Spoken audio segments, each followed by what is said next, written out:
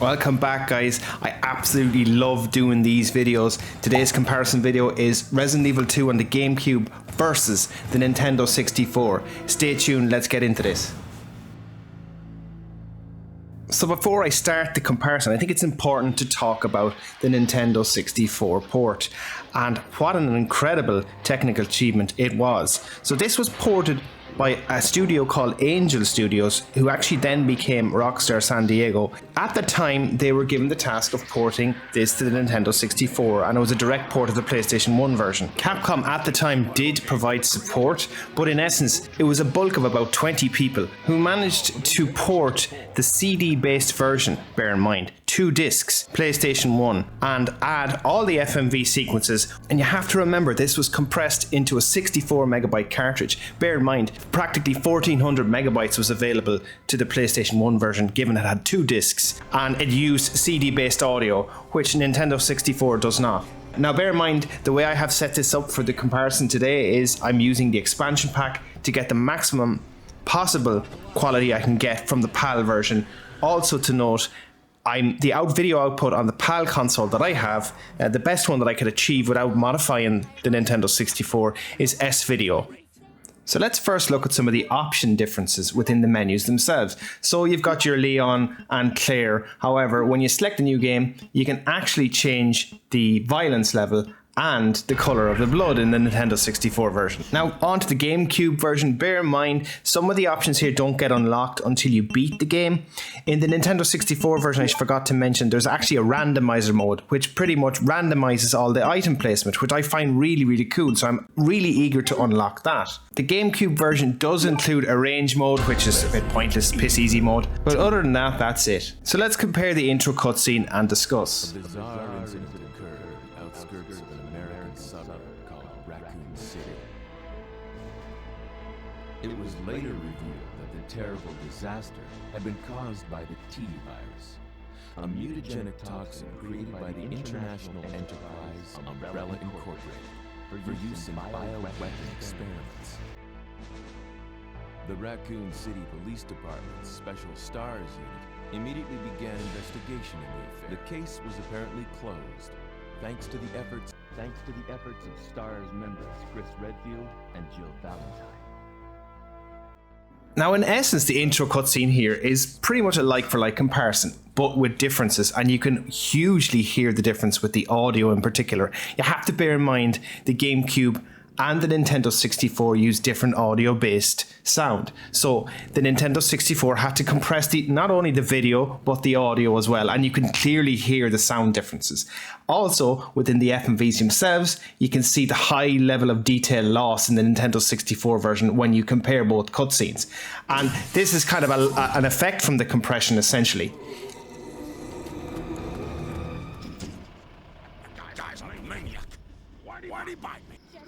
So this particular FMV sequence here is probably one of the most famous and recognizable scenes, in particular when Leon shows up.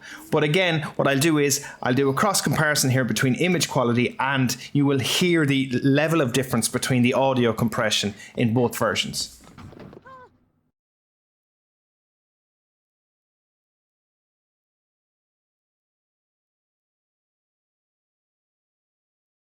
Wait! Don't shoot! Get down! Wait! Don't shoot! Get down!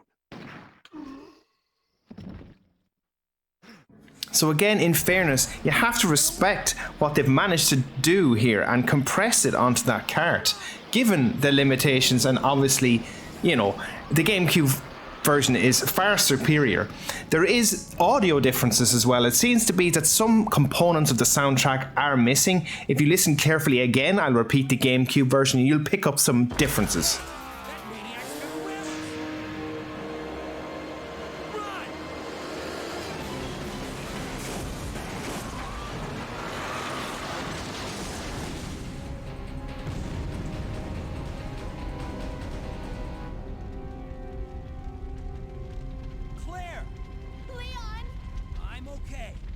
Head to the station. I'll meet you there. Okay.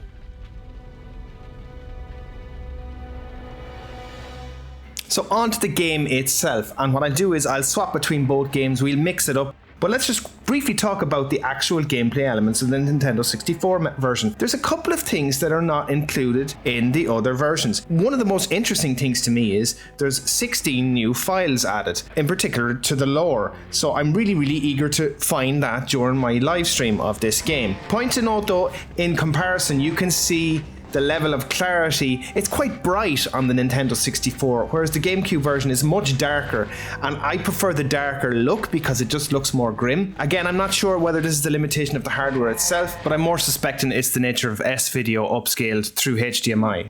So what I've tried to do here as well is sample some of the most iconic scenes. A lot of them are in the first hour as well. Everybody knows the gun shop scene.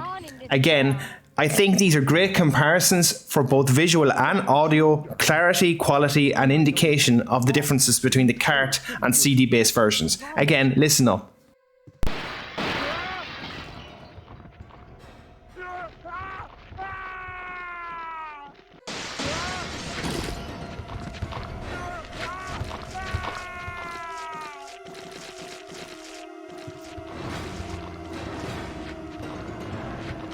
So to me, the music and atmosphere in this particular scene, it's always been iconic, always been brilliant, sets the tone for pretty much the town ran rampant at this stage, and you're not safe even when you're inside. Brilliant scene. But yeah, I do feel the Nintendo 64 managed to pull it off again with the limitations of the hardware itself. And yes, you can hear the audio on the GameCube version much clearer. But still, with respect to the hardware, it is quite impressive.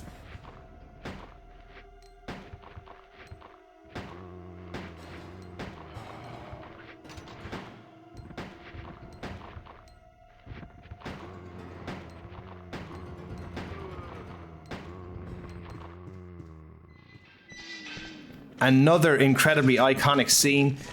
The zombies munching down on a cop, and then you entered the bus scene. One of my favorite scenes here coming up.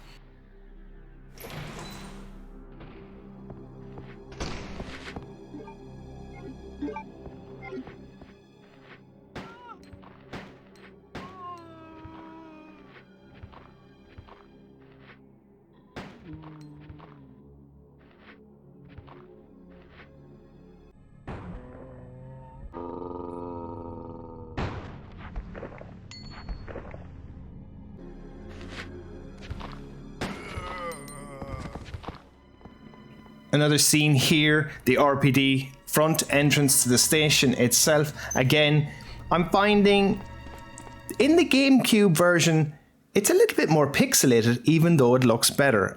Strange. And I don't know whether that's a conversion from the PC itself or what. But it does look a little bit muddier on the Nintendo 64, mind you. But maybe that's what's getting rid of the pixelation on it. So again, another iconic scene. Everybody knows the entrance to the police station, and that sound that plays, that music, that theme tune, a brilliant theme tune. Again, setting the tone for the nightmare ahead, essentially. And yes, the GameCube and the Nintendo 64, quite comparable here as well.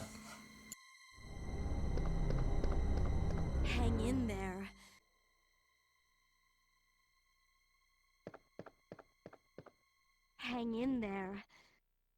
Are you the only officer left in the building?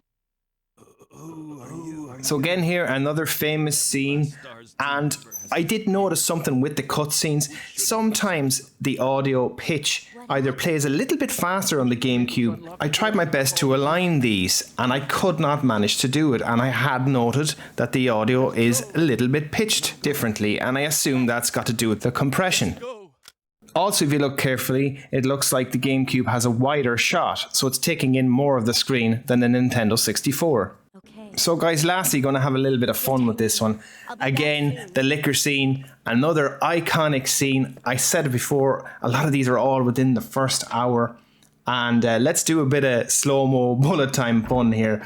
But yeah, the liquor cutscene, side by side here, you can see again with respect to the compression, it's still really impressive. It's blowing my mind how they managed to do this and get this all on the cart. Again, the brightness being the biggest difference really.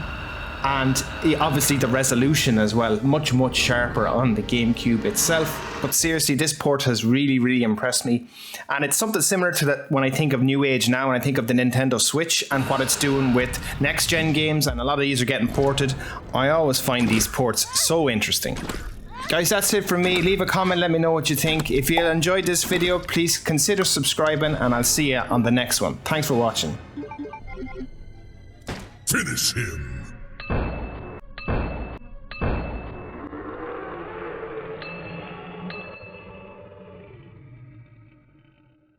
Fatality.